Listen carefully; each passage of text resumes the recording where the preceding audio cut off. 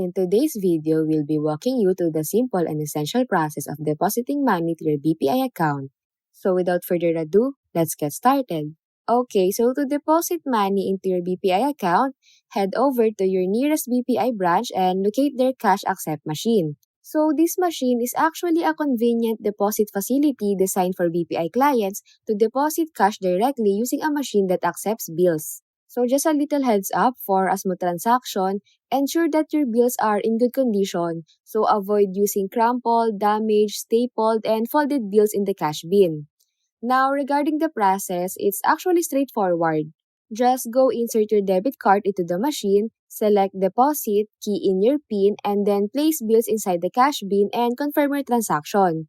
Now, if you happen to be without your debit card, then the process is quite similar. Now, after selecting deposit in the machine, enter your account number and confirm the transaction. Alternatively, if you can't find a Cash App accept machine, then you can also handle your deposit over the counter. Just simply go to the bank teller, explain your intention to deposit, and they will assist you in the process.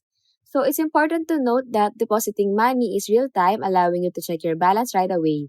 And that's it. Now, if you found this video helpful, don't forget to hit that like button, drop a comment, share this content, and subscribe for more guides and tips.